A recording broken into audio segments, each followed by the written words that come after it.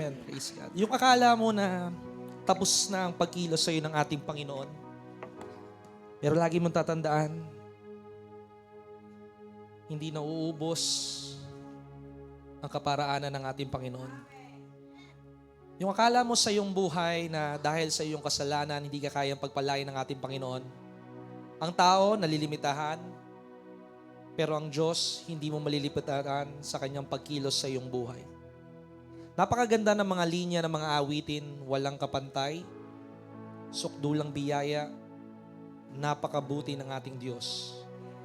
Mga salita nagpapatunay na kung saan,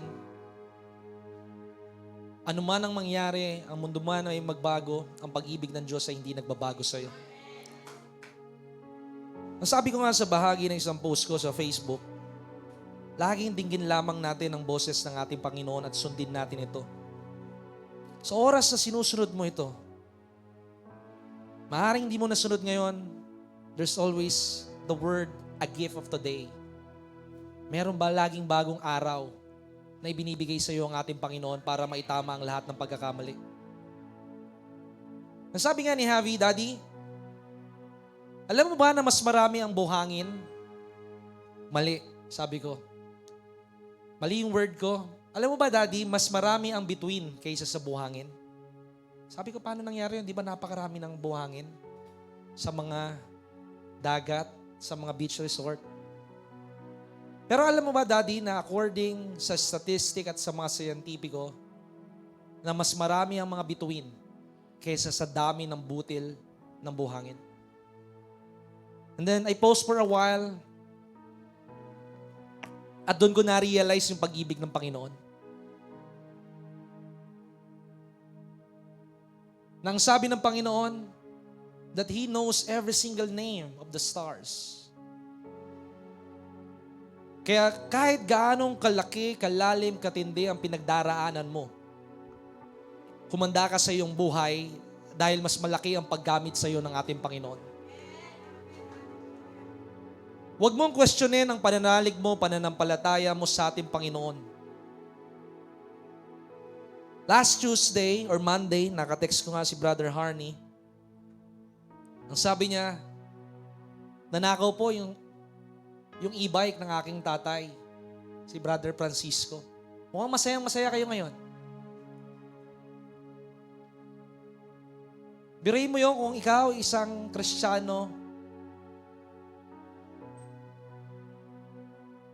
na medyo meron kang tinatawag na pagdududa sa Panginoon. Panginoon, bakit naman nanakaw ito? Galing naman ako sa simbahan eh. Bakit hindi mo pa rin natektahan? Pero kagaya ng isang sabi ng isang bahagi ng Biblia in the book of Romans chapter 8 verse 28 that all things work together for good. Hindi inaalis ng Diyos ang labanan. Pero ibinibigay niya ang katagumpayan sa mga anak niya na nagtitiwala sa Kanya. Kanina kakwentuhan ko si Brother Harney, sabi ni Brother Angelo, pinakita sa akin kung paano nawala yung e-bike. Sabi ko agad kay Brother Harney last Monday, yung e-bike mapapalitan. Mapapalitan ng Tesla. Tandaan mo kapag may nawawala, may ipapalit ang ating Panginoon. Pero huwag kang magwawala. Ang sabi ni Brother Harney, answered prayer po. Last Wednesday, natagpuan na po yung e-bike. Saan yun, Brother Harney? Sa Pateros. At least meron ng pabaon yun na daladalang balot pagbalik. Pero higit sa lahat, ang sabi ko sa kanya, at least nasubukan yung baterya na kaya palang umabot hanggang Pateros. You always see the goodness of the Lord sa gitna ng mga hindi maganda nangyayari sa iyong buhay. And that is a renewed mind. Pinahihintulot ng Panginoon na mangyari sa iyo ang mga bagay na hindi kaaya-aya sa iyong buhay upang makita mo kung paano kumilos ang ating Panginoon at ikaw ay magpuri sa ating Panginoon. Maaring narinig nyo na ito sa patotoo sa radyo last time. Galing kami sa overnight prayer. Ang sabi ko doon sa isang kapatiran, ikaw ang mag-pray. Dito ko po tatapusin ang sharing na ito so that we can proceed sa pangangaral ng Ebanghelyo. Natapos kami sa pananalangin at ang kanyang naatasan sa kanyang pananalangin ay kriminalidad. Tungkol sa nakawan, patayan, rape. Kinabukasan Sabado after ng overnight prayer, yung anak niya pauwi galing Makati sa trabaho around 9 p.m. Yung cellphone ng anak niya, iPhone Pro Max, hindi ko alam kung 16 or 17, nanakaw. Purihin. At sabi niya, Pastor, talagang ang Diyos ay nagsasalita kahit hindi niyo po alam yung sinasabi ninyo, pero ang Diyos ay sigurado. Ibinigay niyo sa akin na manalangin ako para sa kriminalidad at yung anak ko na nakawan ng iPhone. Sabi ko, ano nangyari doon sa iPhone? Sa himala ng mga himala po, yung iPhone, hindi nanakaw. Sabi ko, paano nangyari yon? Habang siya'y nasa isang bus, alam niyo yung duraduragang, yung duduraan ka, lilingon ka habang hawak mo yung cellphone o nasa bag mo, sasalisihan ka. So nasalisihan siya, yung babae niyang anak. Nahablot ng 3 lalaki yung cellphone pababa ng bus sa sobrang taranta ng mga lalaki, nanginig yung kamay, nalaglag yung cellphone. Ang sabi ko sa kanya, the weapon may be formed, but it will not prosper. May mga pagtatangka ang kaaway na patayin ang iyong buhay. May mga pagtatangka ang kaaway na ikaw ay pagnakawan. Pero ito lang ang sinasabi ko sa iyo. Ibigay mo ang buhay mo sa ating Panginoon at papalitan niya ng ating Panginoon na walang hanggang buhay. Ito lang masasabi ko sa iyo. Ibigay mo ang iyong pera sa Panginoon at papalitan niya ng ating Panginoon ng kayamanan na hindi na uubos. Ito lang masasabi ko sa iyo, anuman ang nawala sa iyong buhay, kayang-kaya yang palitan ng ating Panginoon. Not just only double, God can bless you 7 times. Kaya nga sa umaga at sandaling ito, ihanda mo ang iyong buhay na hindi lamang basta makinig ng salita ng Diyos. Sabi ko nga sa isang post ko sa Facebook, ang paghahalal ng politiko, hindi ito ang babago sa bansa. Hindi ang mayor, hindi ang presidente, hindi ang kongresista. They are not the solution. Dahil kung ating pong makikita, lahat na inihalal natin. Babae, lalaki, ekonomista, attorney, lahat na sabihin mo. Nag-umpisa sila ng matuwid. Nagtapos sila na puno ng kabulukan ng kanilang pag-uugali. Electing the politician is not the solution, but making God the God of your life, the God of your family, the God of your business, the God of where you are. Kapag nangyari na ang Diyos ay tunay na Diyos ng iyong buhay, hindi lamang ng iyong bibig, makikita mo ang tunay na pagbabago. Transformation will follow and prosperity will overflow. Kaya kung tayo seseryosohin lamang natin sa bawat personal nating buhay, ang ating relasyon sa Panginoon, hindi tayo malilinlang ng kaaway sa mga bagay na nabalita na nasa paligid. Maaring mas alam mo pa ang nangyayari sa paligid pero hindi mo alam ang pagkilos ng ating Panginoon dahil hindi ka nagbabasa ng salita ng Diyos. Maraming Kristiyano, hinihintay nila ang kalangitan para makuha nila ang benepisyo ng kaligtasan. But that is not in full. Hindi mo hihintayin ang kalangitan para ikaw lamang ang may pagpala. Sapagkat kung iyong nalalaman lamang dito pa lang sa lupa, that heaven will be yours. That you will start producing joy, peace, healing, prosperity, promotion, when you live, kapag isinabuhay mo ang salita ng Diyos sa iyong buhay. Hindi nagkamali ang Panginoon na ikaw ay pinili ng ating Panginoon. Pero sa pagpili, mayroong pagliligligan. At sa pagliligligan, hindi ka madadaig ng kaaway kung ikaw ay nakasandig sa salita ng Diyos. Dahil ang salita ng Diyos ay hindi nagbabago pero bumabago ng posisyon, buhay ng mga tao. Kaya kung sa tingin mo sa iyong buhay, parang walang problema ang iyong buhay, may mali sa iyong buhay. Dahil kaya hindi mo nakakaharap ang kaaway sa iyong buhay dahil kasabay mo siya naglalakad sa isang direksyon. But you need to U-turn so that there will be a resistance in your life. Kasi kapag kasabay mo ang kaaway na maglakad sa isang posisyon ng iyong buhay, Walang magiging problema sa iyong buhay kasi siya yung problema. Pero kapag ikaw, you go against the flow, that's the beginning of the battle and the promotion of your life. Dakilang Ama, salamat po sa umagang ito. Na kung saan ang bawat salita na aming naririnig, hindi lang po ito basta ordinaryong salita, kundi salita na nagbibigay ng katotohanan, kalayaan, buhay at kapangyarihan, na tanging ang pag-asa lamang namin, Panginoon, ay sa iyo. Kaya dinadalangin po namin sa oras at sandaling ito, ang bawat isa na may kabigatan ay magkaroon ng kagaanan. Ang bawat isa, Panginoong Hesus, na nasa ilalim, Panginoon, ng pagkabilanggo. Maaring sakit man ito, kahirapan man ito, kasalanan man ito, Panginoon, magkaroon ng kalayaan sa makapangyarihang pangalan ni Kristo Jesus sa oras na tanggapin nila, panaligan o God ang iyong banal na salita, that there is healing in this place. There is freedom in this place. There is salvation in this place because you are the one who is reigning in this place, O Lord Jesus Christ. Touch the heart of your people, O God. Set them free, O God. Set them on high, O God. Open their eyes, O God. Buksan mo ang kanilang mga mata, Panginoon, upang makita nila, Panginoong Hesus, ang magandang ginagawa mo sa kanilang buhay. Kaya ito po ang aming samot dalangin, O God, sa dakilang pangalan ni Kristo Jesus, at ang lahat ng mahininga ay magsabi ng Amen and Amen. Purihin ng Diyos at maraming salamat po sa ating music team.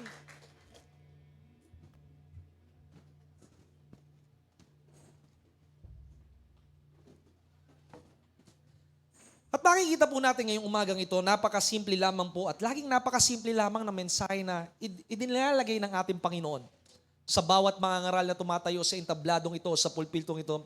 It's about giving is a sign of life. Na ang pagbibigay ay isang bahagi o isang tanda na meron kang buhay. Makikita po natin araw-araw, hindi lamang basta natin dapat sinusubukan na manalangin at magbasa ng salita ng Diyos. Kundi kailangan araw-araw, laging ginagawa natin priority ang ating Panginoon sa ating buhay. It's either of these two things. You run the day or the day runs you. Sino nagpapatakbo ng iyong araw? Yung mismong mga task mo, ginagawa mo sa bawat araw, o ikaw ang nagpapatakbo ng iyong araw? Kung makikita po natin, maraming pagkakataon sa ating buhay ng ating Panginoon, ang oras sa Panginoon, hindi naman hinihingi ng Panginoon yung buong oras mo eh. Ang hinihingi ng ating Panginoon, gawin mo lamang siyang prioridad ng iyong buhay. Ang hinihingi lamang ng ating Panginoon, gawin mo siyang pangunahin sa iyong buhay. Sapagkat kapag ang Diyos ang naghahari sa iyong buhay, huwag mo lamang basta gawin ng ating Panginoon, Panginoon, mamaya ka na kapag ako'y wala ng kaabalaan sa buhay. Panginoon, pag uwi ka na lang namin, O God, sa bahay, Panginoon. Kanina nga habang ako'y nagbabiyahe, dadaan sana ako ng isang gas station somewhere sa expressway. At pagpasok ko sa gas station, dahil nagpapahangin ako ng gulong, maaga pa naman, 9:30 a.m., nandun yung aking kalungkutan. Sapagkat yung gas stations na yon ay punong-puno ng mga sasakyan.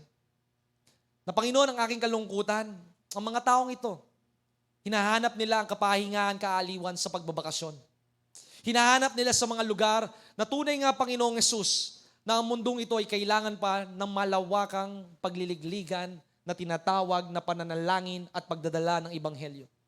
Kung malalaman lamang ng tao ng kapayapaan, ang sabi ng tao that the rest is when you are in the grave. Ang tunay na kapayapaan, ang tunay na kapahingahan, hindi kapag ikaw ay nasa hukay na. Ang tunay na kapayapaan, hindi sa kung ano ang nangyayari sa iyong buhay. Ang tunay na kapayapaan ay kapag si Kristo ay naghahari sa iyong buhay. Sapagkat hindi mo matatagpuan ang kapayapaan sa anumang bagay sa mundong ito. Because everything that the world gives will give you a burden. Magbibigay ito ng kabigatan. Kapag nagkaroon ka ng trabaho na hiningi mo sa ating Panginoon, yung trabaho iyon sa una parang maganda. Pero kapag tumitindi na yung dinidiman ng trabaho, ikaw ay nabibigatan na sa iyong buhay. Marami ako nasaksihan sa mga taon na nakalipas nung sila'y nagpapapanalangin sa trabaho na magkatrabaho sila, sila'y masayang-masaya nung sila'y nagkatrabaho na.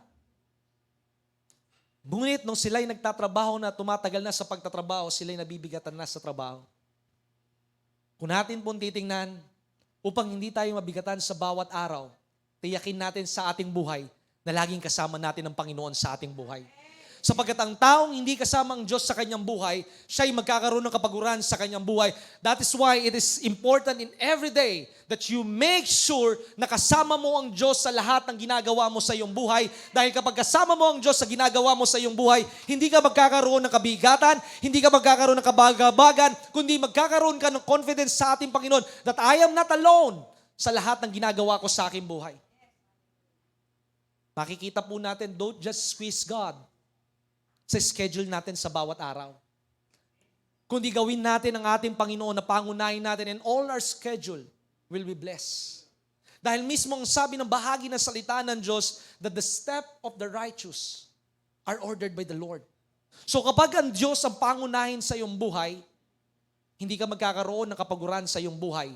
Dahil yung mga ginagawa mo, ito'y laging sasamahan ng Panginoon ng sukdulang biyaya ng ating Panginoon. Bibigyan ka ng Diyos ng karunungan upang sa pagdedesisyon mo sa bawat araw, hindi ka magkakamali. Kaya ka nagkakamali dahil ang pinagagana mo yung katalinuhan mo. At hindi ng Diyos gusto niya na gamitin mo ang katalinuhan mo. Ayaw ng Diyos na gamitin mo ang iyong pakiramdam because you are not that man na laging nakabase sa kapaligiran, sa pakiramdam mo. Ikaw na yung bago nilikha at bago nilalang ng ating Panginoon na kung saan ikaw ay lubusang nagtitiwala, nakasuko sa ating Panginoon.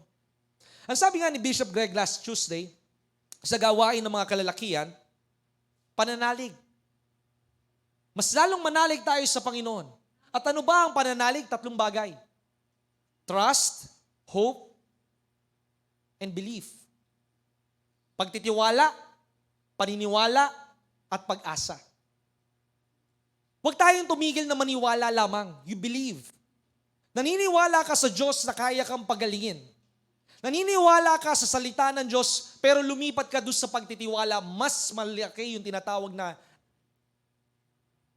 magnitude nito kumpara sa paniniwala. Lahat tayo naniniwala sa Diyos. Pero ilan lamang nagtitiwala na kayang-kaya silang pagalingin, iangat, hanguin ng ating Panginoon mula sa pagkakasala. Dahil sa iyong pagtitiwala, ikaw ay lumalakad na buong pag-asa na anuman ang nararamdaman mo sa iyong katawan, na ikaw man ay walang pera ngayon, na ikaw man ay bitbit mo ngayong umaga ay mga problema, pangamba, takot sa iyong buhay, ang lahat ng ito ay papalitan ng ating Panginoon. Mula sa pagkatakot, pupunuin ka ng ating Panginoon ng kagalakan sa iyong buhay at ang kagalakan na ito ay magdadala sa iyo sa kaparaanan ng ating Panginoon na ikaw ay kakamangha mo ang lahat ng gagawin ng ating Panginoon. Kaya nga sabi ko kanina, last Sunday, nabalitaan ko last Monday na may nawala ng tinatawag na e-bike. Pero last Wednesday, natagpuan na ito sa dako ng Pateros at hindi ito lubusang nawala at naibalik na kayo. Naibalik na ba sa inyo, Brother Francisco? Nakabalot po ba? Nakaribon pa po ba? Bagong pintura na raw. Praise God. At least nakatipid ka sa pagpapapintura, purihin ng Panginoon. Lagi mong tatandaan sa iyong buhay that God will always preserve you. Hindi niya hayaan na ikaw ay mapahiya. Hindi niya hayaan na ikaw ay mapagnakawan ng kaaway sa oras na ikaw ay lubusang magtiwala sa ating Panginoon. I am young and now I am old, but I have never seen the righteous forsaken. Hindi ko nakita na mga taong nagtiwala sa Panginoon ay pinabayaan ng ating Panginoon. Sapagkat ang lahat na nagtitiwala sa Panginoon, maghintay-hintay ka lamang. Maaring ikaw ay puno ng luha, maaring ikaw ay puno ng kirot. Yung kirot mo kapag dumating na, tandaan nyo, every suffering has an end. Every waiting has an end. Sa bawat paghihintay mo sa promosyon mo, sa bawat pagluha mo sa iyong asawa mo at sa iyong pamilya, sa bawat ikaw pagtitiis mo sa pagdidildil ng asin o pagdidildil ng tuyo, lahat yan ay magtatapos kapag dumating na ang panahon ng Diyos sa iyong buhay at makakalimutan mo to at sasabihin mo sa iyong buhay, napakatapat ng ating Panginoon at hindi sayang ang aking pagtitiwala sa aking Panginoon dahil ang pinagtiwalaan ko ay kailanman hindi tumatalima at tumatalikod sa kanyang salita. Amen. We are talking about today, it's about giving the sign of life. Na ang pagbibigay ay isang senyales ng buhay. Ang sabi ng Biblia in the book of Ecclesiastes chapter 9 verse 10, ang sabi po sa Good News Translation, work hard, whatever you do, because in the grave there will be no action, no life, no wisdom, no love. For in the world of the dead, that is where you are going. Sa kamatayan, hindi mo na magagamit ang pag-iisip mo. Kaya kailangan habang ikaw ay buhay, kaya kang may problema para gamitin mo ang pag-iisip mo. Inaalis ka ng ating Panginoon dun sa tinatawag na comfort zone ng iyong buhay. Iniaalis ka ng Panginoon dun sa nakasanayan mo. Gusto ng ating Panginoon, lumagad ka dun sa mga bagay na hindi mo alam upang ikaw ay magtiwala sa ating Diyos na hawak ng Diyos ang iyong kamay at hindi ka pababayaan ng ating Panginoon at hindi ka bibitawan ng ating Panginoon at dadalhin ka ng ating Panginoon sa mga panibagong patotoo sa iyong buhay. Kailangan bawat linggo, kailangan bawat pagtitipon, meron tayong mga malalaking patotoo sa ating buhay. Kailangan mangyari sa ating buhay na ang pagpapala, himala ng ating Panginoon, hindi lamang ito basta maging mailap, kundi ito'y maging normal sa ating buhay. Sino dito ang may mga malalaking himala? Sino dito ang may mga malalaking pagpapala? Mukhang hindi pa yata lahat nakakaranas sa malalaking pagpapala. Hindi lamang ito pag birthday mo, hindi lang ito dapat magpasko. Kailangan araw-araw may maranasan tayong malaking himala at pagpapala sa ating Panginoon mula sa tinatawag na mailap. Magiging normal sa ating buhay. At paano mangyayari na magiging normal ang himala at pagpapala sa ating buhay? Sa pamamagitan ng pagsasagawa ng salita ng Diyos. Makikita po natin sa ating buhay. Ginagamit natin ang ating pag-iisip kadalasan to analyze. Analyze paano kaya ang sweldo ko, analyze paano kaya ang paligid, matanda na ako, paano kaya ang lahat ng bagay. Huwag mong tingnan kung paano. Tingnan mo, Panginoon, ano po ang gusto mong ipagawa sa aking buhay.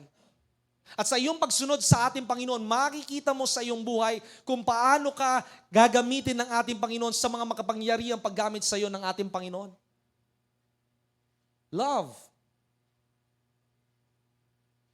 Gamitin mo ang iyong pagmamahal hindi lamang kapag may magandang nangyayari sa iyong buhay o magandang pakikitungo ng tao sa iyong buhay. Mas lalong ibigin mo ang mga taong hindi ka ibig-ibig. Sapagkat ikaw sa iyong buhay, inibigan ng ating Panginoon habang masama pa ang iyong pag-uugali. Sapagkat sa oras na natutunan mo ang pag-ibig sa mga hindi ka ibig-ibig sa iyo, doon mo natutunan na hindi na ikaw ang nabubuhay sa iyong sarili. Magpakahusay ka sa iyong pagtatrabaho. Maraming tao, ako'y nalulungkot.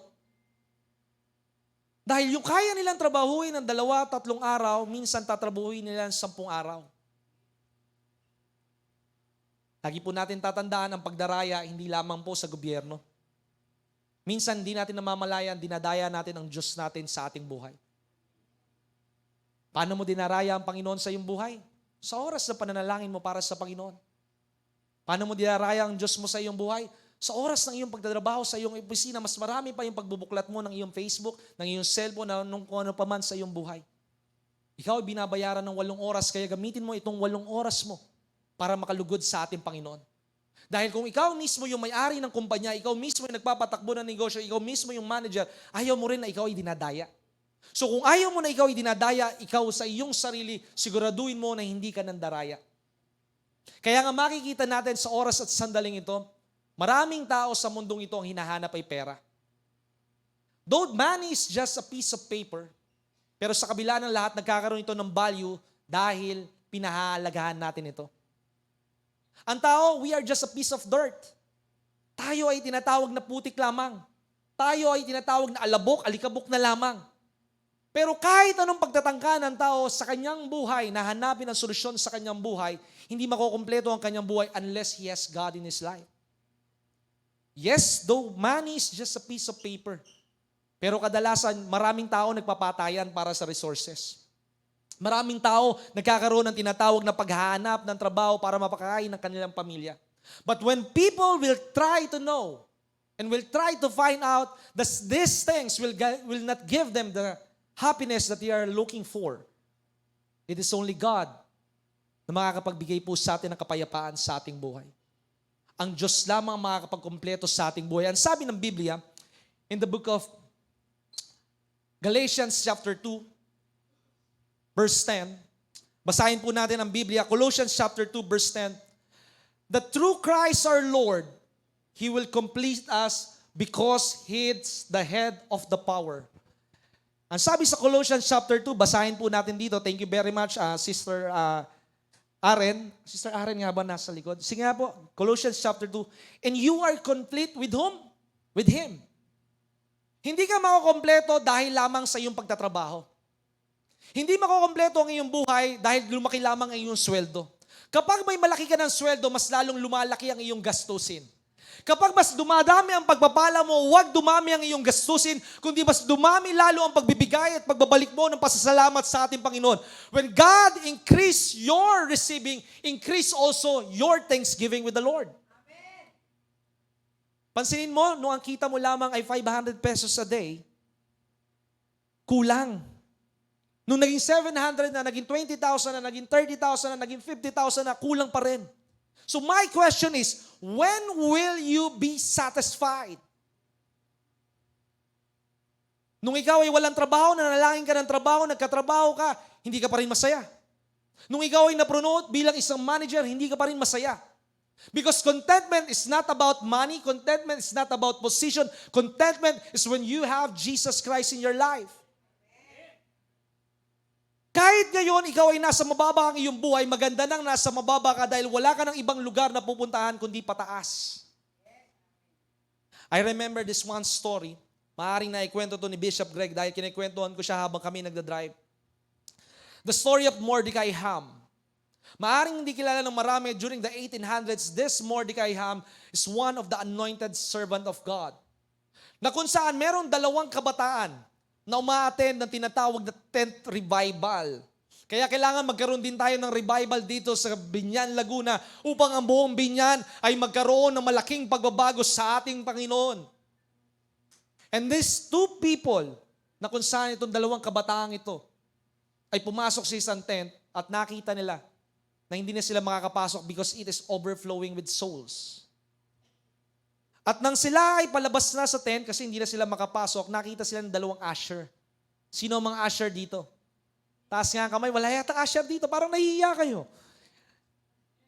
At itong usher na ito, ang sabi dito sa 2 kabataang ito, bakit kayo malungkot? Wala na po kasi kaming pwesto sa simbahan. Dahil sa napakaraming kaluluwa doon sa revival na iyon. Ang sabi nung usher sa 2 lalaki, huwag kayong mag-alala. Gagawa tayo ng kaparaanan na makapasok kayo at kahit sa gitna, mailagay ko kayo.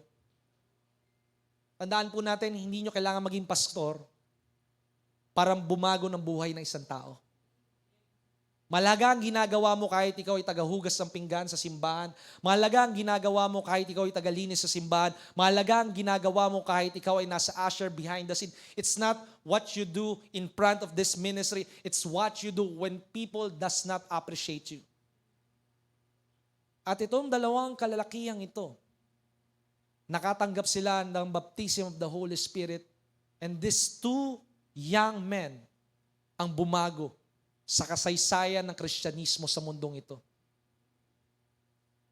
Ang pinaka naging epektibong gamit ng Panginoon sa pagbabago ng mundong ito, hindi yung 2 kalalakihan, kundi yung usher na nag-lead sa kanila para makapunta sa harapan o sa kalagitnaan ng simbahan. And this gentleman is one of the known anointed God's general of our generation. This is Billy Graham.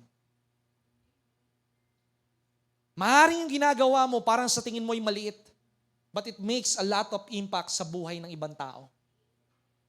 Huwag mong tingnan yung ginagawa mo na maliit ito, tingnan mo yung ginagawa mo ng buong pananalig ito sa ating Panginoon. Ang tao laging they want to receive. Yan ang gusto lagi ng tao eh. They want a lot of appreciation. They want a lot of promotion, applause. But it's time to give someone, to give somebody yung recognition. Kaya kung atin pong titingnan sa ating buhay, sa oras na tayo, maraming pagkakataon. Minsan, sinasabi ko sa akin sarili, because last Sunday, nagkaroon ng konting, sabihin na natin, tampuhan. Kaya nga sinasabi ko, sakto pa naman yung reels na pinost nila Brother Aris last time, ang matampuhing Kristiyano, ay hindi lalago. Hindi ka na dapat matampuhin. Dahil tandaan mo, sa oras na ikaw ay pumasok sa simbahan, pinapatay ka ng salita ng Diyos because the Word of God is a sword. Don't rely on yourself. Jesus said, if you want to follow me, then deny yourself. Huwag mong isipin na napakatagal naman mangaral ni pastora, napakatagal mag-aaral ni pastor.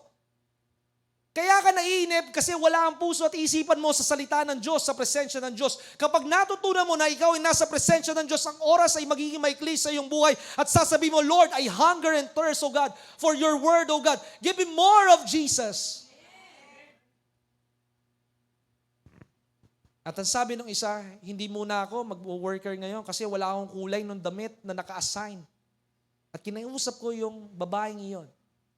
At ang sabi ko sa kanya, sis, kung ikaw ay hindi mag-worker dahil lamang sa damit, ang sabi ng isang bahagi ng Biblia in the book of Proverbs 24 verse 10, ang sabi doon, when you are weak in crisis, you are weak in life. Hindi pa crisis ito. Hindi ka na magpapatuloy sa gawain ng Panginoon. Paano pa kaya kapag ikaw ay dumaan sa malalaking problema? Kung hindi ka makasunod sa simbahan, isipin mo na lang, nung ikaw ay nasa eskwela, kapag sinabi ng teacher mo, okay, sa Christmas party, green tayo, bibili ka naman. Pero bakit kapag sa simbahan, sinabi, kailangan ito ang sututin, hindi na magsisimba? Wala kang pambili. Pero nakakabili ka ng milk tea, nakakabili ka ng Starbucks. Kung ikaw ay matitisod dahil lamang sa rules and regulation ng simbahan, ibig sabihin, ang pagsunod mo sa sarili mo, hindi sa Panginoon. Because when we are in the church, we are here to submit. Sabihin mo sa katabi mo, submit. Alam mo bakit tinawag na submission? Because you are under the mission. Nasa ibaba ka ng isang mission. That we will have a Christ-like life. Magkakaroon tayo ng isang buhay na kagaya nino ni Kristo. Kaya tayo nagbibigay hindi lamang ng ating buhay, kakakibat ng pagbibigay mo ng iyong buhay, pagbibigay mo ng oras sa ating Panginoon. Kakakibat ng pagbibigay mo ng iyong buhay, pagbibigay ng pananalapi mo sa gawain ng ating Panginoon. Maraming pagkakataon sa aking pag-uumpisa ngayon, ayaw pag-usapan sa simbahan ay pera. Pero alam mo ba na isang kalaban ng isang Kristiyano, pera? Ang pera hindi nag-iisip, sabi ko last time na tumungtong ako dito a year ago. Pero ang pera, nagiging Diyos-Diyosan ng mga tao kapag ang pera na ang laging pinag-uusapan. Kaya nga there's the word in the Bible, the God of the mammon. Diyos ng mga salapi. Huwag mong hanapin yung pera. Huwag kang magpakahirap sa pera. Tingnan mo nga yung tuhod ng katabi mo. Sa pagtatrabaho, nagkakakalyo ang iyong kamay. Bakit? Kasi kung ikaw ay nasa hard labor, nagbubuhat ka. Brother Jonathan, hindi mo naman alam yung hard labor eh. Hindi ka naman nagbubuhat eh. Mukha lang ako hindi nagbubuhat. For the last 2 weeks, balik-balik tayo sa Prayer Mountain dahil kailangan natin i-transfer ilang mga materials na dito lamang mabibili dahil mas malayo yung presyo kahit i-compute mo. Halos ilang box, daang box na nabuhat namin ni Brother Aris ng mga tiles na 30 kilos ang bawat isa. Why? I am a servant of God. I am not a pastor. I am not a leader. I am a servant of God. Kaya nga lagi natin ilalagay sa ating isipan, kapag gusto mo magpalakas sa tao, then you are not a servant of God. Tingnan po natin ang sinasabi ng salita ng Diyos in the translation of Good News Translation. Ang sabi ng Biblia, in the book of Galatians chapter 1, verse 10, Paul said, when I try to win the approval of man, I am not worthy to be a servant of God. I became worthy to be a servant of God if I win only the approval of God. Kapag magpapasikat ako sa inyo, kapag ang gugustuhin kong pangangaral ay yung mga bagay na makakapagbigay ng kiliti sa inyong tenga, then I am serving you, not serving God. Pero kung aking pipiliin pangangaral ay yung mga pangangaral na makakapagsakit sa inyo, makakapagbuhay sa inyo, ito yung mga bagay na nakakapagbigay ng kaluguran sa ating Panginoon. Kung titingnan po natin, when you are giving, in reality, you are not giving. Kapag ikaw ay nagbibigay, hindi ka talaga nagbibigay. When you give your tithes and offering, when you give your time unto the Lord, you are not just giving your time, you are not just giving your money, you are giving your faith and you are giving your love unto the Lord. Kapag ikaw ay nagbibigay ng tithes mo, ng offering mo, ng oras mo sa Panginoon, hindi yun ang binibigay mo. Binibigay mo yung pagmamahal mo sa ating Panginoon. You can give without loving, but you cannot love without giving. Maaari ka makapagbigay ng walang pagmamahal, pero hindi ka pwedeng magmahal na wala kang binibigay na oras. Kung mahal mo ang Panginoon, magbibigay ka ng oras sa ating Panginoon na ikaw lagi sa bawat umaga at sa pagtatapos ng bawat umaga, ng bawat araw, magkakaroon ka ng oras sa Panginoon. Same thing nung ikaw ay nililigawan ng iyong asawa. Kahit malayo ang bahay mo, kahit hinabol siya ng aso, pupuntahan at pupuntahan ka pa rin niya dahil mahal ka niya. Umulan, bumagyo, magkasakit ka man, hindi ka uuron sa iyong misyon dahil ito'y lubusang pagmamahal sa ating Panginoon. When you give, the church may have your money, but the Lord gets your heart. Maaring nilalaglag nyo dito sa tinatawag na tithes and offering box, yung pera niyo. At nagagamit ito ng simbahan para pambayad ng kuryente, pambayad ng rentas, pagpapapunta ng mga tinatawag na feeding or pagpapapunta sa prayer mountain every first Monday of the month. But what God gets from you is your heart. God is not listening on my voice. God is listening on my heart. Hindi pinapakinggan ng ating Panginoon yung tinig mo. Ang pinapakinggan ng Diyos yung iyong puso. Kaya nga sabi ni David, give me a clean hands. Give me a pure heart. Kaya kung ikaw ay napapagod o ayaw mo magbigay, there might be a main issue in your life. Kaya ka natatakot magbigay kasi natatakot ka na wala kang pambayad sa kinabukasan. Natatakot ka na mabawasan. Pero ang katotohanan, hindi ito kabawasan sa iyong buhay, kundi ito'y pagkakataon mo na maranasan ang pagbuhos ng pagpapala sa iyong buhay, that my God shall supply all my need according to His riches in Christ's glory. Amen. Kaya ka natatakot, ang binabasag ng pagbibigay sa iyong buhay, yung takot mo. Yung takot mo na paano na kaya ang mga bayarin ko? Paano na kaya ang kinabukasan ko? At binabasag ng pagbibigay yung pagiging makakasarili mo. Ang tao lagi gustong kumuha. People always want to get. Mamaya, sa kalagitnaan ng mensahe, I will give you the 8 laws governing the poverty in our life. Sino gusto dito ng mahirap? Sino gusto dito ng mayaman? Parang wala rin, gusto nyo katamtaman. Mas gugustuhin ko maging mayaman, pero merong Diyos sa aking buhay para mas maraming tao ang aking mahayo at mapakain ng salita ng Diyos. Dahil kakabibat ng discipleship ay pananalapi. Kapag ikaw ay may hayuin na kasamahan mo sa tinatawag na trabaho o kapitbahay mo, pag sinama mo sila, make sure na pamamasahihan mo sila. Make sure na papakainin mo sila. Kaya ang pagliligtas ng kaluluwa, ito man ay maaring libre, but it has a cost. Kaya nga ganun lamang ang pagpigil ng kaaway sa inyong pinansyal na yung buhay sa pamamagitan ng inyong kalusugan para hindi kayo makapagtrabaho, makapagnegosyo, para kayo ay maging tingin nyo sa inyong sarili na kayo'y api. Pero hindi kayo api sapagkat kayo'y alipin ng ating Panginoon at bilang alipin ng ating Panginoon, kailanman hindi kayo pababayaan ng ating Panginoon. Lahat ng hinihingi nyo sa ating Panginoon, hindi lang kakatagpuin ng ating Panginoon, kundi higit pa ang ibibigay sa inyo ng ating Panginoon. This is a good illustration na kung saan ang sabi ng Biblia in the book of 2 Corinthians chapter 9, basahin natin isa-isa, verse 7 to 12. Ang sabi po dito, that God loves a cheerful giver. Alam mo, minsan mali konteksto natin eh. Nasasabihin ng tao, di ba Brother Jonathan, ang mahalaga naman masaya ka nagbibigay sa Panginoon? Naganda ako kanina habang nandun bago kumatok si Pastora Magda, naganda ako ng isang napakagandang illustration. Tumanggap ako ng sweldo mula sa Panginoon. Sabihin na natin, tumanggap ako ng sweldo mula sa aking master. Tumanggap ako ng 700 pesos. At dahil may hawak akong pera, ang unang iisipin ng isang taong hindi nakakilala sa Panginoon, anong unang iisipin mo? Yung unang 100 ko, ipambabayad ko ng Meralco at ng tubig para hindi ako maputulan.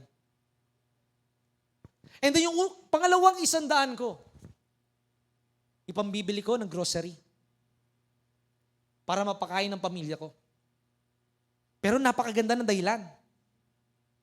Para kayo masecure at hindi maputulan ng kuryente. Remember this, the Bible tells us that there is a way that seems right unto a man, but the end thereof is destruction. And then pagkatapos ng kuryente, ilaw, pagkain, naisipan ko, nabayaran muna yung internet. Yung subscription ko sa Netflix, sa Prime, o kung ano pa man. Natitira pa naman eh. Sabi nung anak ko, magbakasyon naman tayo sa probinsya. Natatawa si Sister Grace, mukhang ganun ginagawa ni Sister Grace. 400 nang nauubos no sa 700. Tapos nakita ko yung anak ko, lakas kumain sa school. Kinuhanan ko ng 50. Hindi nakakita ko ng sale sa Shopee at sa Lazada. Maaaring nakakatawa ito. But this is a good illustration. And then ang natira na lang sa akin ay 20. Panginoon, masayang-masaya po akong binibigay ito sa'yo. But in reality, you are fooling yourself. And then you will ask God, Panginoon, ba't hindi mo binibigay ang best sa akin? Anak, binigay mo ba yung best sa akin? Ibinigay mo pang abuloy sa tinatawag na nasa lansangan eh. If we will prioritize God in our life, it's not just only money that will you get. You will get the real life sa inyong buhay. Huwag natin lokohin ang ating sarili na ginagawa natin pangunahin ng Panginoon. Pera pa lang hindi mo maging pangunahin ng Panginoon, I doubt magiging pangunahin mo ng Panginoon sa pamamagitan ng oras mo sa Panginoon. If you cannot be trusted, and sabi ng Luke 16 verse 10, kung ngayon pa lamang, sa maliit na pera, sa maliit na oras na meron ka, hindi mo mapagkatiwala sa Panginoon, paano ka pa kaya kapag naging malakas ka na? Kung nung ikaw ay malakas, hindi ka makaakyat sa prayer mountain, hindi ka lalo makakakyat ngayon. Kung nung may pera ka at marami kang negosyo, hindi ka makapag-overnight prayer every Saturday dito or every Friday, every 3 months dito, hindi ka lalo makapag-overnight prayer because there's a lot of busy things in your life. And then when you are dying, you will say, Lord, ibibigay ko ang lahat sa'yo. Pero sasabihin ng Panginoon, yes, I will give you another chance. And I will give you another chance. And I will give you another chance because God knows every single detailed failure in your life. But despite of your failure, He is not limited to use you. But please, don't abuse it. Ayusin natin ang ating buhay sa harapan ng ating Panginoon at magiging ayos ang iyong buhay. Ang unang ibibigay sa iyo ng ating Panginoon, hindi pagpapala. Ang unang ibibigay sa iyo ng ating Panginoon, kapayapaan. Na ikaw ay makakatulog ng sakto sa oras, na hindi ka nahihirapan tumulog dahil napakarami mong problema sa iyong buhay, dahil alam mo sa iyong buhay na merong solusyon sa bawat problema. At ang bawat problema ay isang pagpapala na nagmumula sa ating Panginoon. Kaya ang sabi ng Biblia in the book of 2 Corinthians chapter 9, verse 7, you should each give what you have decided, not with regret or sense of duty, for God loves the cheerful giver. Kaya it is important ng isipan po natin. Mapalitan ng isipan ng ating Panginoon. It is important ang ating isipan ay mapuno ng salita ng Diyos sa ating buhay. Dahil kapag nabago ng salita ng Diyos ang ating isipan, wala ka ng bagay na katatakutan sa iyong buhay dahil alam mo na ikaw ay higit pa sa mananagumpay. Hindi ka matatakot sa bayarin dahil alam mo kung paano ka binayaran ng Panginoon sa malalaki mong utang noon. Kayang-kaya ulit itong gawin ng ating Panginoon ngayon. Paano ka niligtas ng ating Panginoon nung ikaw ay papalaglag na ng iyong ina? Kayang-kaya ka muling iligtas ngayon ng ating Panginoon. And you will be in awe sa gagawin sa iyo ng ating Panginoon. I love this verse. In the book of Habakkuk chapter 3, verse 2. Ang sabi sa Habakkuk chapter 3, verse 2, ang sabi po dito, in the Good News Translation, Lord, I have heard what you have done in the past. Sabihin natin nga ganito, Panginoon, alam ko kung paano mo ko sinamahan sa aking tinatawag na engineering exam, medical exam, pero ako, Panginoon, kailanman hindi mo pinabayaan, nakapasa ko, Panginoon. Kaya alam ko, Panginoon, muli, ang sabi dito, Lord, do it again today. Paano ka nung ikaw ay nangungupahan lamang na ikaw ay 3 buwan nang hindi makabayad, binayaran ng Panginoon ng buong buo? Ngayon pa kaya sa kailangan mo pandaw ng iyong bahay, hindi ka samahan ng ating Panginoon? Kayang-kaya muling gawin ng Panginoon yung mga hinihingi mo na mas higit pa sa pag-umpisa mo. Pero meron ka kailangan gawin. Muli kang manalig sa ating Panginoon. Kaya nga kailangan ng ating isipan magkaroon ng tamang desisyon. There are 4 things na nagiging kalaban natin kaya tayo ay hindi nagkakaroon ng pananalig sa Panginoon. Number 1, according to Reverend David Hernandez, ang sabi niya, one thing na meron ang tao kaya hindi magkaroon ng pananalig sa Panginoon, number 1 is doubt. Kaya ako may sakit. Dahil this is a generational curse. Kaya ako may sakit dahil sa aking kasalanan kasi nung ako'y kabataan pa, ako'y sigarilyo na sigarilyo, inom ng inom, kaya ako may sakit. Tandaan mo nung tinanggap mo ang ating Panginoon bilang Diyos sa tagapagligtas ng iyong buhay, then you are a new creation. All things has passed away. Kaya mo naman nagawa yung mga bisyo na yon dahil hindi mo pa nakikilala ang ating Panginoon. Stop doubting yourself. Stop doubting God. God can heal you. God can bless you. And God can use you again. Kaya ka nagdududa because you lack the Word of God. The more that you have the Word of God in your life, the more that you will have boldness in your life. Ano ang sabi ng Biblia? And faith cometh by hearing. Baliktarin natin. And faith cometh by reading and reading and reading the Word of God. Don't stop reading the Word of God. After you read the Word of God, know God. Kilalanin mo ang Panginoon. At kapag nakilala mo ang Panginoon, makikilala mo ang kanyang kaparaanan, kaya wala ka nang makakatakutan sa iyong buhay. Dahil alam mo, one thing, the specialty of God, it is impossibility. Ang specialty ng ating Panginoon that He is the doer of impossible things. Ang sabi ng isang kapatiran last time, kailangan ang simbahang ito ay simbahan na puno ng himala. Hindi lang basta puno ng pangangaral sa salita ng Diyos, kundi puno ng himala, puno ng pagpapala, puno ng patotoo. Ang sabi ng isang kapatid natin sa overnight prayer, kaya mahalin natin ang pananalangin. Because prayer is the life and blood of every Christian. Ang sabi ng isang mangaral, show me a praying church, and I will tell that church is a powerful church. Huwag lang basta tayo tumugtog. Huwag lang tayo basta mag-discipleship.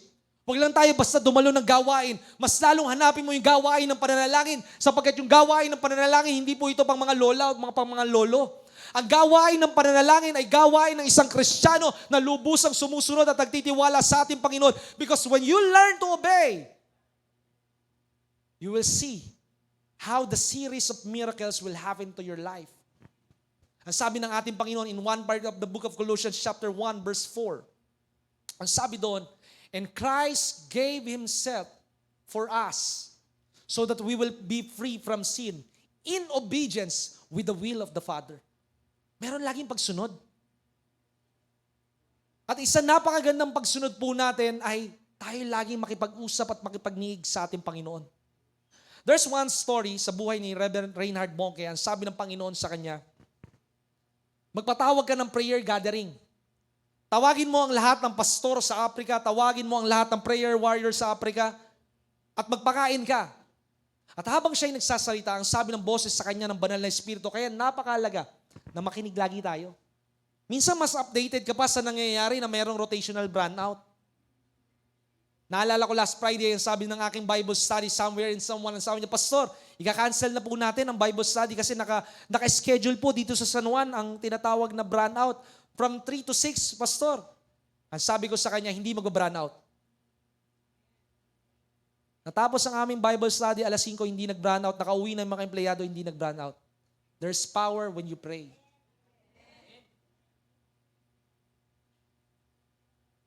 Kaya last overnight, marami nangyayari na himala sa overnight. Naalala ko sa isang pangangaral ni Pastor Ken, your miracle is in the dawn of the new beginning.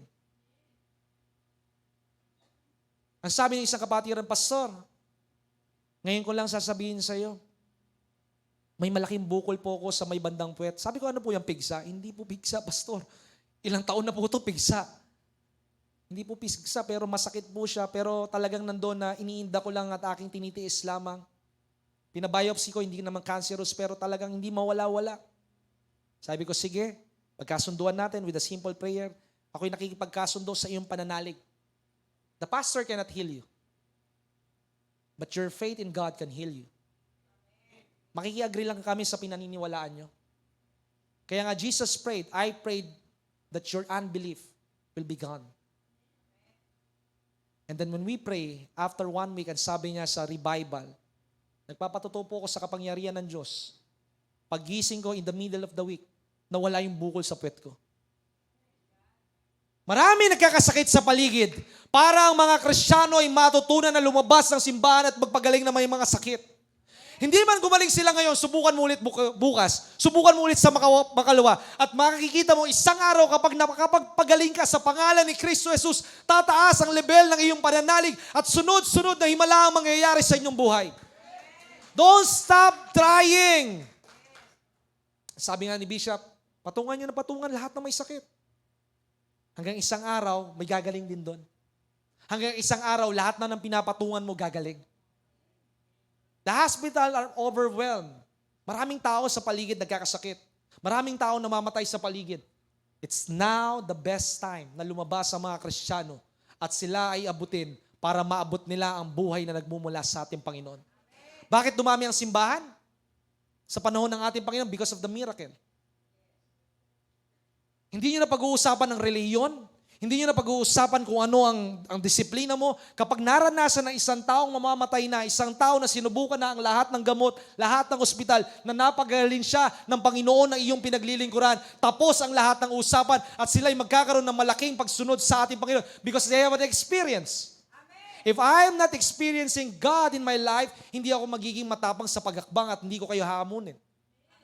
Buong katawan na meron ako ngayon, 3 months ago, kitang-kita nyo kung gaano ako kapayat. But 3 months after, kitang-kita nyo ang pagbabago sa aking kulay at sa aking buhay sapagkat hindi ako bumitaw sa Panginoon at kahit bumitaw ako sa Panginoon, hindi ako bibitawan ng Panginoon. Huwag mong pagdudahan ang pagkilos ng ating Panginoon. Kasi ang Diyos ay hindi kikilos base sa iyong inaasahan. Ang Diyos ay kikilos base sa salita ng ating Panginoon. There's a specific time for you. Kaya nga napakahalaga sa ating buhay na tayo laging magbigay. Unahin mo sa pagbibigay ng oras. Pangalawa, sa pagbibigay ng iyong pananalapi sa ating Panginoon. Sapagkat ang magnanakaw wala sa Senado. Ang magnanakaw wala sa Kongreso. Ang magnanakaw ay nasa bawat isa sa atin kung hindi natin maibigay ang para sa Diyos. Sapagkat kapag binibigay mo ang para sa Diyos, isasaayos ng Diyos ang iyong buong buhay. Ang sabi ko sa aking asawa, last month, bandang March, pumunta kami sa isang zoo. Nagulat ako yung mga hayop. Pag tinawag yung agila, pag tinawag yung dolphin ba tawag doon o silba ang tawag doon, sumusunod. Pero bakit kaya ganun, Panginoon? Bakit ang tao hindi masunurin? Buti pa ang hayop, disiplinado. Kung tayo magiging disiplinado, hindi tayo magiging sintonado sa ating pananalig sa ating Panginoon. Sapagkat ang taong sumusunod sa salita ng Diyos, obedience is not about the law. Ang pagsunod hindi tungkol sa batas. Ang pagsunod ay pagpapakita ng lubusang pagtitiwala mo sa ating Panginoon na ikaw ay anak ng Diyos.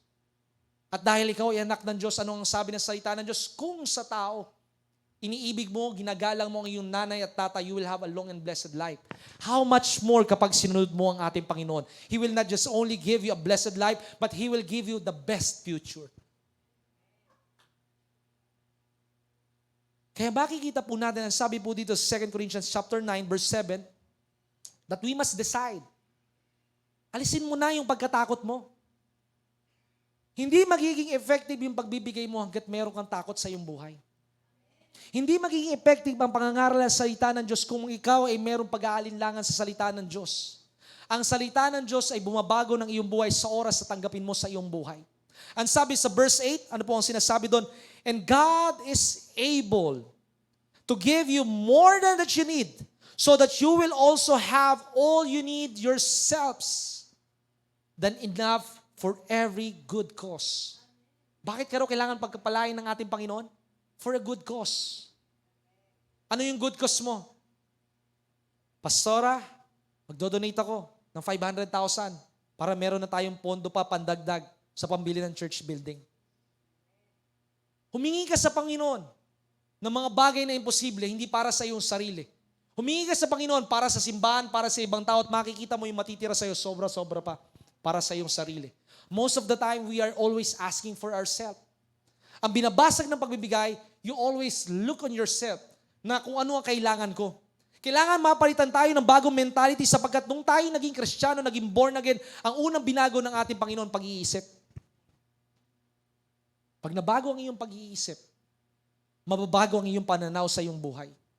Kapag nabago ang iyong pananaw sa iyong buhay, alam mo na sa lahat ng ginagawa mo, kapag kasama mo ang Panginoon sa iyong buhay, ito'y magiging pinagpala.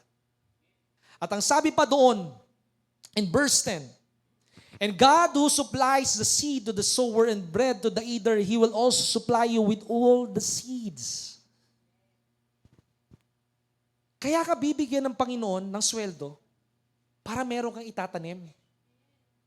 Kaya ka bibigyan ng Panginoon ng trabaho para meron kang itatanim. Hindi ka binibigyan ng Panginoon ng sweldo ng pagpapala para lamang itago. Kasi the more na tinatago mo ito, the more na ito'y nasisira. The more na naunawaan ka ng mga pestes sa iyong buhay, yung sanang ibibigay mo sa gawain sa Panginoon na ipambili mo na ng tinatawag na gamot. Hindi ka sana magkakasakit kung ibinigay mo ng buong-buong sa Panginoon. Hindi ka sana magkakaroon ng tinatawag na mga utang o kung ano man sa iyong buhay kung ibinigay mo ang pangunahin sa ating Panginoon. Make God the priority of your life. Tandaan niyo po, maaring tandaan niyo natin, saan ba nakakonekta ang kamay? Sa puso. Yung mga bagay na hindi kayang ibigay ng iyong kamay, ibig sabihin, there's an issue in our life through our heart. Hindi ka kaya makapagbigay sa ambagan sa simbahan. Sa simbahan, makwenta ka, pero sa bisyo, hindi ka makwento. Baguhin natin ang lahat ng ito. Sapagkat kapag na-born again, tandaan nyo, hindi lamang dapat ang nababorn again ang ating spirito. Kailangan kasabay ng pagka-born again ng ating spirito, magiging born again ng iyong kamay. Magiging born again ng iyong bibig. Hindi na lalabas sa iyong bibig na malas ang buhay, mahirap ang buhay. Hindi na ikaw ay magiging chismosa, hindi na ikaw ay magiging pintasero, kundi ikaw ay mapupuno ng pagpupuri, pagsamba sa ating Panginoon. Pag ikaw ay na-born again, and born again, it's a new creation. Magbabago na ang paniningin mo sa bawat dumarating sa iyo. Kapag may dumating na problema, ang makikita mo na, Panginoon, may patutuon na naman ako sa linggo. Kapag may dumating na bayarin, Panginoon, alam ko, Panginoon, may pambayad na naman ang darating. Panginoon, alam ko lang, hindi pambayad ang darating sa aking buhay, kundi higit pa sa kasobrahan ng darating sa aking buhay. Because when God bless you, it is always exceedingly, abundantly, above what you can ask or imagine. Hindi yung laging sasabihin mo sa iyong anak, anak, maghintay ka. Paano maniniwala ang anak mo sa iyo na ang Diyos ay tunay na mapagbigay kung ang laging sinasabi mo sa iyong anak, magtiis ka? Maaring ikaw ay magtiis, pero wag yung iyong anak, wag yung iyong asawa. Kaya nga makikita mo sa iyong buhay, mararanasan mo ang pagpapala sa Diyos kapag ang iyong buhay ay bukas sa ating Panginoon. I remember in one part of the book of Mark chapter 12 verse 41, ang sabi doon, nung tinatawag na babaeng napakahirap, a widow poor woman, ang sabi ng Panginoon, sino nagbigay ng malaki sa simbahan? Yung babaeng iyon na nagbigay ng 2 kusing. Hindi ko sinasabing 2 kusing ang ibigay nyo. Dahil ang illustration na ito ay pinapakita na kung saan yung 2 kusing, yun na lang ang pera niya. Pwede niya sanang ibili ito ng ulam niya, pero ibinigay niya sa Panginoon. Sa oras na ikaw ay maglingkod sa Panginoon, huwag ka lang basta maglingkod kasi nakasanayan mo. Maglingkod ka kasi buong pananalig na nagtitiwala ka sa ating Panginoon. Buong kausayan mo itong gagawin at makikita mo kung paano kumilos ang Diyos sa iyong buhay because God is not a man that He should lie. Hindi po sinungaling ang Diyos na ating pinaglilingkuran sa ating buhay. Kaya makikita mo, give what hurts you. Ibigay mo yung mga kasakit sa iyo. Hindi mo ibibigay yung convenient sa iyo. Because convenient is the opposite of obedience. Ibigay mo yung hindi kasanay sa iyong buhay na hindi mo kayang ibigay. At makikita mo sa iyong buhay kung paano ka iangat ng ating Panginoon. These are the 8 things na kung saan maunawaan po natin kung paano kumilos ang Diyos para tayo mabasag sa kahirapan sa ating buhay. Number 1, don't chase wealth. 8 bagay that governs poverty in your life. Number 1, wag mong hanapin ang kayamanan. Dahil sinasabi ng isang bahagi ng Biblia in the book of Proverbs chapter 28 verse 22, a man with an evil eye always hasten to be rich. Kapag lagi ang hinahanap mo ay pera, mas lalong ikaw ay natitisod, mas lalong ikaw ay naghihirap sa iyong buhay, mas lalong ikaw ay nalalayo sa ating Panginoon. Huwag ang pera ang hanapin mo, huwag ang kayamanan ang hanapin mo sapagkat ang kayamanan na uubos. Ang kayamanan na nanakaw. Hanapin mo lagi ay ang presensya ng ating Panginoon sa iyong buhay so that you will have the wisdom, you will have the favor of God, you will have the anointing, and you will have the power to get wealth. The more na hinahanap mo yung malaking kita, mas lalong hindi ka na namin nakikita sa simbahan. The more na lagi hinahanap mo yung something na makakapagbigay ng security sa iyong pamilya, the more na napapansin mo yung pamilya mo napapariwara. Nagkakaroon ng ambisyon, nag-aasawa ng maaga. Because you cannot find security on wealth, but you can only find security in the covering of God. Huwag tayong magbadaling yumaman. Yung yaman nakatakda sa atin sa oras na makita ng ating Panginoon na tayo mapapagkatiwalaan. Number 2, laziness, pagiging tamad. Maraming pagkakataon tayo ay masipag sa simbahan, pero may pagkakataon tayo tamad sa bahay at tamad sa trabaho. Hindi pwedeng pagdating natin sa simbahan, tayo ay suot-suot natin that we are saved. Hindi pwedeng kagaya tayo ni Clark Kent, na kung saan siya on Monday to Friday na wala siyang ililigtas, siya ay regular working guy. At kapag may trouble, siya ay nagsusuot ng Superman. We should be consistent. And consistency starts in your house. Maaring mahirap manalangin ng 15 minutes, 30 minutes. Maaring mahirap magbasa ng Biblia ng 10 minutes, 20 minutes. Magbasa ka muna ng 5 minutes daily. At kapag nakasanayan mo na magbasa ng 5 minutes, manalangin ng 5 minutes, tinitiyak ko sa'yo, you will level it up into 10 minutes. Hanggat hindi ka nag-uumpisa, hindi ka mag-uumpisa sa pananampalataya mo sa ating Panginoon. Merong isang katanungan, ano ang pinagkaiba o ano ang pinagkatulad ng isang tamad at ng isang masipag? Ang pinagkatulad ng isang masipag at ng isang tamad, pareha silang may pangarap. Ang pinagkaiba nila ay meron silang tinatawag na paggawa. Anong pinagkaiba ng isang Kristiyano sa isang Kristiyano na puno ng pananalig sa ating Panginoon? May paghakbang. Yung bawat naririnig mo na salita ng Diyos sa umagang ito, hakbangan mo ito. Habang ikaw ay nanghihina sa iyong katawan, that's the time na ikaw ay mas lalong magpuri at magpasalamat sa ating Panginoon. Because when I am weak, Christ is strong in my life. Let the weak say that I am strong. Kailan mo sasabihin na ikaw ay malakas na? Sister Virgie, sa oras na ikaw ay nananakit ang iyong katawan, doon mo sasabihin na ikaw ay malakas na, matagumpay na, cancer, anuman yan, bukol, wala kang kapangyarihan sa aking buhay, sapagkat ang bahay na ito, ang buhay na ito ay templo ng ating Panginoon. The doctor may say that you will die, but God says you will live and testify the glory of God. You shall live and not die and declare the glory of God. Huwag mong tingnan yung mga nangyari sa paligid mo, ang tingnan mo, iba ang istorya mo sa iyong buhay, sapagkat iba ang pagkatawag sa iyo ng ating Panginoon. Huwag mong tingnan na ikaw ay lagi nakapila lamang sa ayuda. Tingnan mo yung ikaw ang magbibigay ng ayuda sa iyong tahanan na pipila ang mga tao sapagkat ikaw ay pinagpala ng ating Diyos. Huwag lang laging sapat ang iyong pagpapala, kailangan magumapaw ang iyong pagpapala sa iyong buhay. Ang sabi ng book of Hebrews, Proverbs chapter 13 verse 4, the soul of a lazy man desires a lot of things, but he has gained nothing. But the diligent man made him rich. Daig ng masikap ang maaga. Maraming tao nga gumigising ng alas 4 ng umaga. Pero anong ginagawa nila? Nagpe-Facebook. Nagde-daydreaming. Sa paggising mo ng umaga, lumuhod ka agad sa ating Panginoon. Because when you touch the heart of God, God will touch the heart of the people. When you touch the heart of God, when you move, when you work, everything will be blessed. Kaya nga sabi ng bahagi ng Biblia, lahat na mahawakan ng iyong kamay, magiging pinagpala. Hindi yung lahat na mahawakan ng iyong kamay, maging sira. Lahat na mahawakan ng iyong kamay, maaaring ito man ay tigang na lupa, maaaring ito man kung saan 15 years ago or 18 years ago, itong lugar na kinatatayuan na nirerentahan ng simbahan, ano ang kalagayan nito, Brother Bernard? Itong lugar ng biyaya ng Diyos, Brother Bernard, na nirerentahan natin, anong kalagayan 20 years ago? Dying na. Makikita natin si Pastor Kenneth kapag siya'y pupunta sa CR, kailangan kasama niya si Brother Aris dahil namamatay-matay yung mga ilaw at meron pang mga agiw sa lugar na ito. But because the seed was planted on this building, yung building na ito, wala nang space para mapagrentahan sapagkat ito'y pinagpala. Kaya kung saan ka dapat mapapunta ka doon sa bago mong trabaho, kailangan yung trabaho, yung kumpanya na pupuntahan mo, mula sa normal na kikita, ito'y magiging overflowing na kita. Because you are a blessing unto them.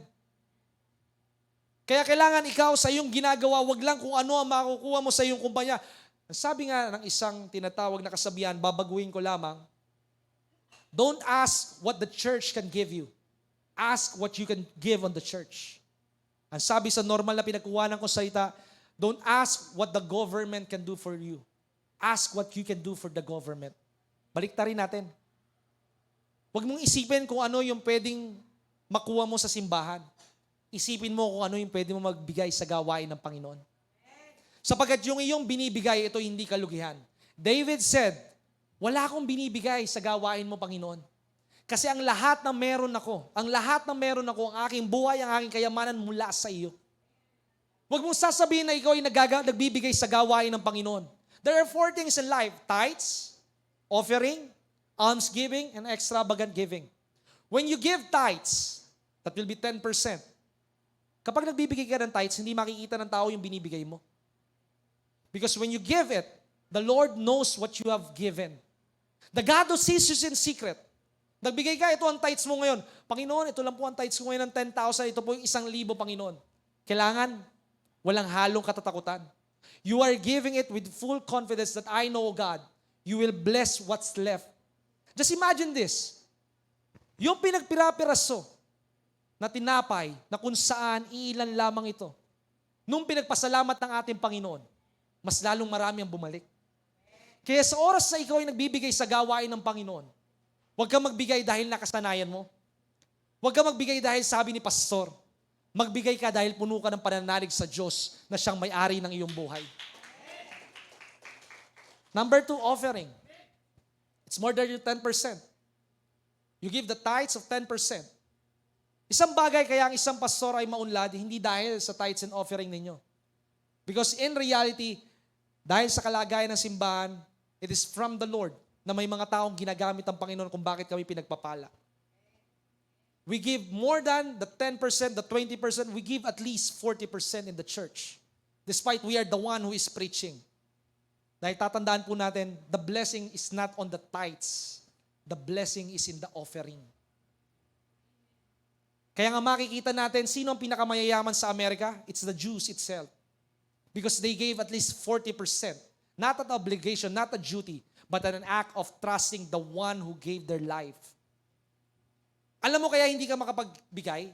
Tiwala mo kasi sa sarili mo eh. Bakit? Pinaghirapan ko ito eh. Ang sabi nga ng aking nanay, kaya minsan mahirap magbigay ang mga tao kasi ang mentality nila pinaghirapan ko ito.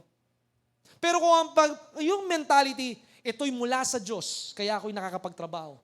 Itong inipon ko'y mula sa Diyos, kaya ako'y nakakapag-ipon, madali ka makakapagbigay. Kapag ikaw ay nagbibigay sa tao, that's good. The number 3, you help the poor, you help the needy. Kasi ano sabi ng salita ng Diyos? Yung ginagawa mo, nadarama mo yung katabi mo. Huwag ka lang basta makinig sa akin. Maaaring binubulungan ka ng ating Panginoon, bigyan mo yung katabi mo ng pamasahe. Gawin mo yon. Maaaring ikaw ay binubulungan ng ating Panginoon, bigyan mo yung batang iyan, yung binatang iyan, yung dalagitang iyan, ng pang-lunch. Bigyan mo. Dahil yung lahat ng ginagawa mo, hindi mo ginagawa para sa sarili mo. Ginagawa mo ito para sa Panginoon. At isa lang ang titiyakin ko sa iyo. Sa panahon na ikaw ay mangangailangan, meron kang sisingilin sa ating Panginoon. Bakit? Ano ang sabi ng Biblia? Those who helpeth the poor, lend it unto the Lord. Kapag ikaw pala ay nagpapatulong, nagbibigay ng tulong sa mahirap, nagpapautang ka pala sa Panginoon. Pero kadalasan, ang mga tao pinipili lamang, alam nyo, ang nakakalungkot, ang mga tao, hindi ko naman din masisisi. Dahil natitisod sila sa simbahan, kaya nga kailangan magbago ang simbahan kapag tayo nanalangin. Maraming tao ang pinipili na lang ay tumulong sa mahirap, pero the problem is, yung mahirap, tinitingnan ikaw na lamang. Ikaw na lamang ang laging hihingan. Ikaw na lamang ang laging ipapanalangin. Ano sabi ng Biblia? Cursed is a man who trusts in man. Do not bypass by giving your tithes, your offering into the Lord. It's good to help the poor. Kailangan tumulong ang simbahan, kailangan nyo tumulong. Pero higit sa lahat, ibigay mo yung mismong sa Panginoon. And the last thing, give the extravagant giving. Ibigay mo yung bagay na hindi mo pa maiibigay sa iyong buhay. Ibigay mo, sabihin mo, kagaya ni Jephthah, Panginoon, kung ano man yung pumasok sa pintuang ito. Panginoon, kung ano man, you pray today. Panginoon, kung ano man yung pumasok sa bank account ko bukas, kahit alam kong walang nakapasok, ibibigay ko ng buong buo sa iyo. And that is the sign of obedience and trusting unto the Lord. Number 3, the third thing na kaya ang tao ay hindi umuunlad sa kanyang buhay. Number 3, it's sex without the marriage, fornication. Maaaring ikaw, sasabihin mo kagaya ng paligid, okay lang naman na hindi na magpakasal. Okay lang naman na iba-iba ang maging karelasyon ko. Ang mahalaga, wala akong commitment.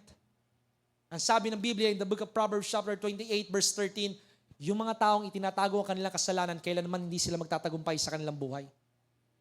Tandaan mo, waiting time is the best season.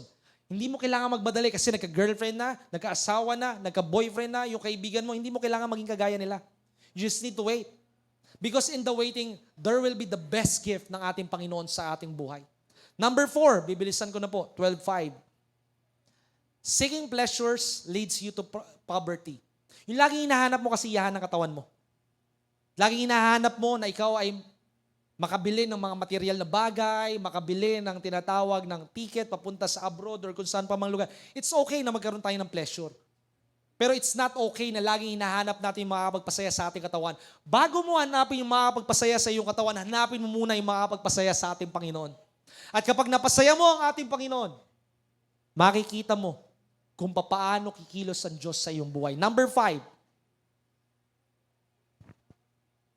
sleeping a lot leads to poverty. Yung mga taong gusto lagi ay matulog na matulog. Kahit sa simbahan natutulog. Kapikin mo yung katabi mo. Sabi ko sa'yo, huwag kang matulog eh. Tandaan mo, kapag gusto mo laging matulog, na you missed the opportunity to be blessed. You missed the opportunity to be used by God.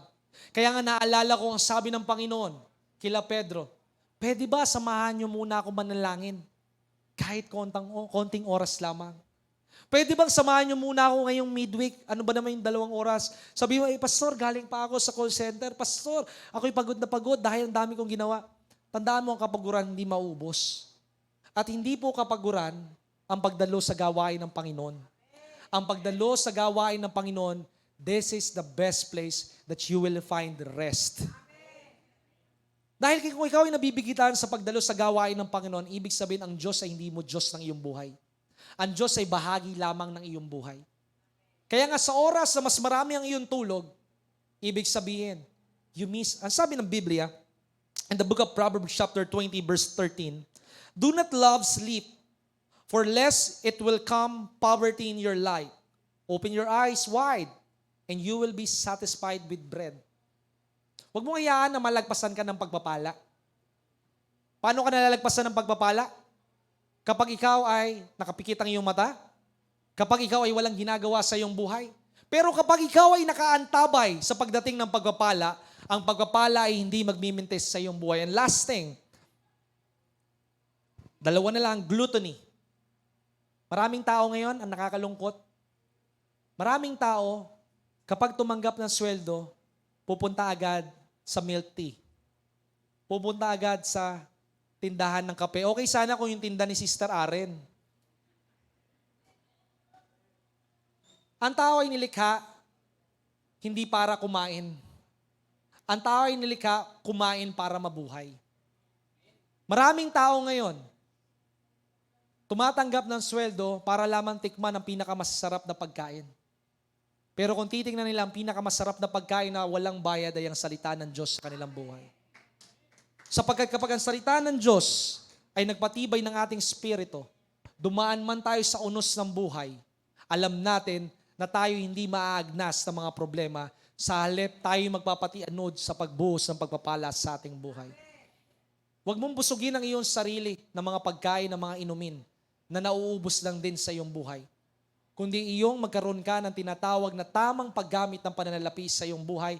Ngayon, piyesta ka. Sabi nga nila sa Quezon, ubos-ubos biyaya. Kinabukasan nakatiyaya. O nakatingala. Nakatiyaya, wala na. Plakda na.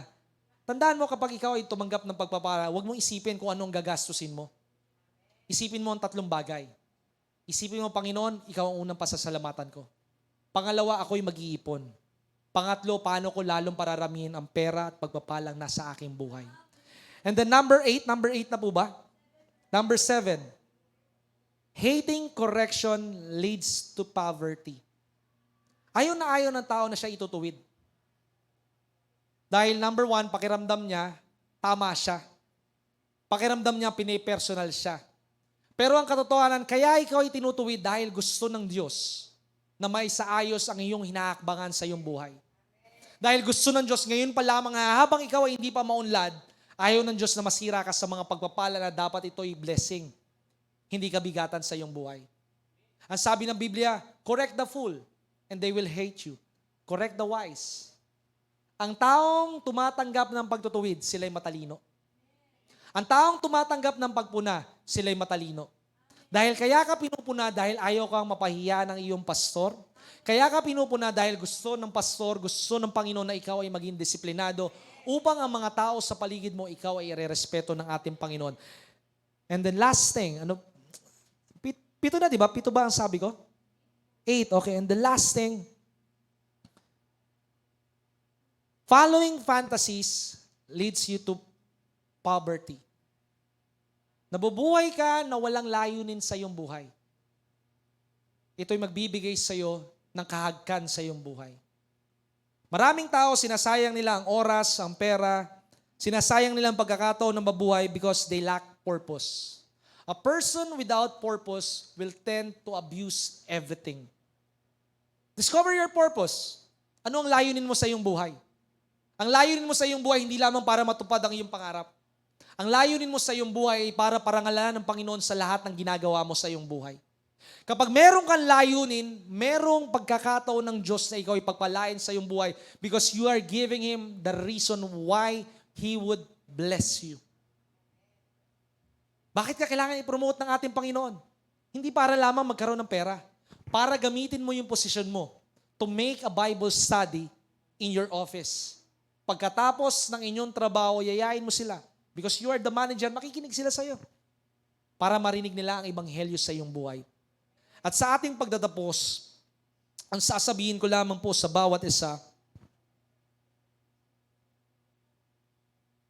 just always to choose na laging ang ating buhay, ang laging pananalapi, ang laging oras ay laging ibigay natin sa ating Panginoon. Sapagkat ang lahat ng matitira sa ating buhay, ito ang higit na pagpapalain ng ating Panginoon sa ating buhay. Mga kapatid, kung ikaw ay natatakot na mawalan sa iyong buhay, ibig sabihin hindi ka lubusan nagtitiwala sa ating Panginoon. Umalis ka doon sa nakasanayan mo. Na ako'y sisimba lamang every 10 a.m. to 12 noon. Every Sunday. Gawin mo ang bahay mo, ang kwarto mo na simbahan. Remove the disorder in your life. Ano yung disorder? Hindi mo alam kung paano i-schedule ang task mo sa buong araw. Para maayos ang task mo sa buong araw, umpisahan mo muna sa pananalangin ng Panginoon. Dahil bibigyan ka ng Diyos ng kaparaanan kung paano mo matatapos yung mga deadline mo with an excellent outcome. Do these things. Unahin mo ang Diyos. Hindi yung parang nagmamadali ka sa oras sa Panginoon. At makikita mo kung paano kumilos ang Diyos sa iyong buhay. Do not be distracted. Kung yung disorder, it talks about the priorities in your life. Distraction talks about the scattering of your mind. These are 3 things na iiwan ko sa inyo. You read the Bible every day. Not just only by Sunday. Number 2, as you read the Bible, know the Lord. Kilalanin mo na higit ang Panginoon sa iyong buhay. Kapag nakilala mo ang Diyos sa iyong buhay, makikilala mo ang kapangyarihan ng Diyos at pagkilos ng Diyos. Number 3, live the Word of God through obedience. Isabuhay mo ang salita ng Diyos at sundin mo sa iyong buhay. Gawin mo ang 3 bagay na ito at ang iyong buhay ay magiging mabunga. Gawin mo ang mga bagay na ito. Kaya nga sa ating pagtatapos, hinahamon ko po ang bawat isa dahil tuloy-tuloy po ang proyekto natin sa Prayer Mountain. On top of your tithes and offering, kumuha tayo ng isang basket. Maaaring wala kayong dalang pera. Brother Jonathan, pwede po ba next week na lang pagdala ko na yung cheque ko, dala ko na yung baul na kayamanan ko? It's okay. Don't just give what you have already practiced na normal sa inyong buhay. Magbigay ka ng higit doon sa inalat mo sa ating Panginoon. Huwag mo lang i-budget ang Panginoon. Sa Prayer Mountain po ngayon, nakakagastos na po tayo as of the moment, halos 350,000 na for the 3rd floor and for the parking lot. And still, we are going to expand the construction hanggang bago umulan ng tuloy-tuloy. We need at least 200,000 pesos. Sabi ko nga, minsan nalulungkot din tayo. Kung kailan gumanda ang Prayer Mountain, hindi pa naman sobrang ganda. Pero mas konti ang umaakyat.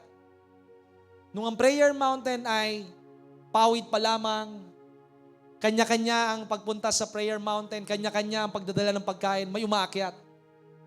Nung ngayon na may building na ang Prayer Mountain, may bintana na, may tiles na, may parking lot na, may napakagandang kitchen niya, mas kumonti ang umakyat.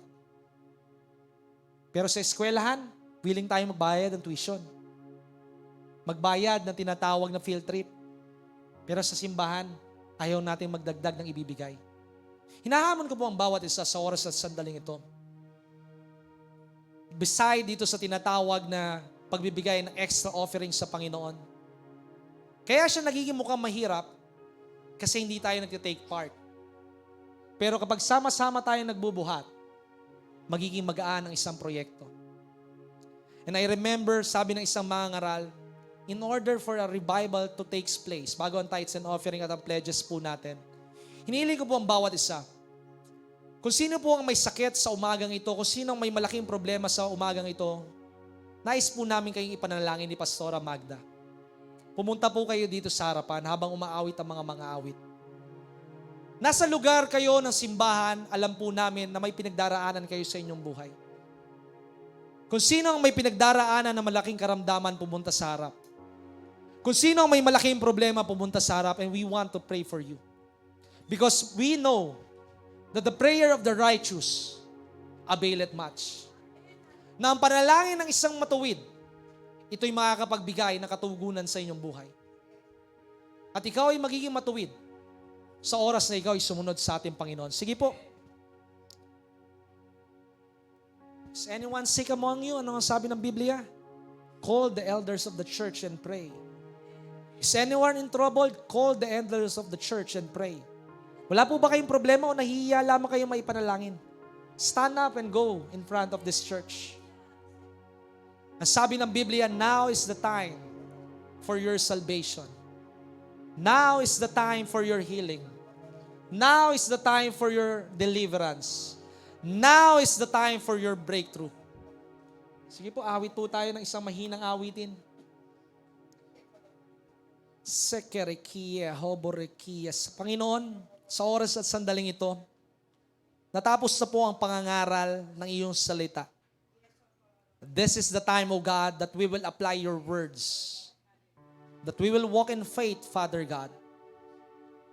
Na sa oras na kami mag-umpisang manalangin at ipatong namin ang aming mga kamay sa aming mga kapatid na ito, matatanggap nila, Panginoon, ang kasagutan na nagmumula sa iyo. Dahil ikaw, Panginoong Yesus, ay tiyak. Nang sabi mo sa iyong salita, come unto me, who are heavily laden, and I will give you rest. Lumapit kayo sa aking mga nabibigatan at napapagal, at bibigyan ko kayo ng kapahingahan, solusyon at paglaya sa inyong buhay. I may not know anuman ang degree, ang gratitude, ang magnitude ng inyong pinagdaraanan, but God knows yung pinagdaraanan mo. Panginoon, kami po'y nananalangin bago po namin ipatong ang aming kamay. Mula sa kanilang kahinaan, sila ay iyong katagpuin. Mula sa kanilang pag-aalinlangan, Panginoon, alisin mo ang lahat ng pinag-aalinlangan ng kanilang buhay at mapalitan ito, Panginoon, ng pananalig na nagmumula sa iyo. Kaya sa aming pagkakasundo sa pananalig, Panginoon, ay pinagkasunduan na rin sa langit ang kanilang tatanggapin sa oras at sandaling ito. Kagalingan man ito, Panginoon, pagpapala man ito, Panginoon, solusyon man sa problema, gagawin po namin ang iyong pinagagawa. Kaming iyong mga lingkod sa pangunguna ni Pastora Magda, ipapatungan ng kamay ang mga kapatiran namin na nangangailingan ng pagpapala. Sa pangalan ni Kristo Jesus, Amen. Wala nang papantay sa'yo. Ikaw ang Diyos, noon pa man, maging ngayon at kailanman. Sa habang panahon, wala kang katulad. Wala kang katulad.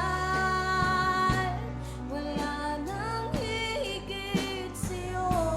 Wala kang katulad. Wala nang papantay sa'yo. Ikaw ang Diyos, noon pa man, maging ngayon at kailanman. Sa habang panahon, wala kang katulad.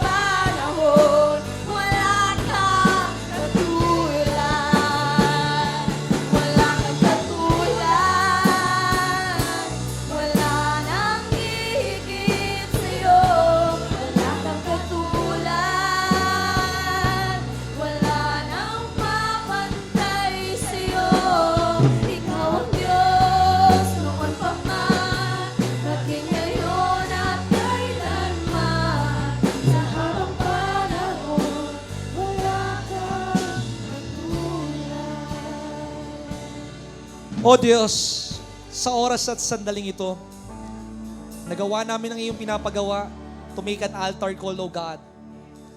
Ikaw ang saksi, ang buong iglesia ang saksi, silang nagpanalangin ay may saksi, Panginoon, na mula sa aming pagkakatagpo ng pananalig, sila ay iyong kinatagpo. Sila ay iyong pinalaya at may baon-baon sila na malaking patotoo sa susunod na linggo, Panginoon. Silang na nangangailangan ng kagalingan. Sila ay sinelyuhan mo ng kagalingan. Sila ay nangangailangan ng paglaya sa pananalapi. Sila ay mag-uumapaw sa pagpapala. Sila na may problema sa pamilya. Makakasama nila ang buong pamilya nila sa paglilingkod sa iyo so that they will say that you are alive! Kaya ito po ang aming dalangin, Panginoon, na kami nagpapasalamat na ito'y naganap na sa ngalan ng Ama, ng Anak at ng Banal na Espiritu Santo. Amen and amen. Maraming salamat po at pagpalain tayo ng ating Panginoon.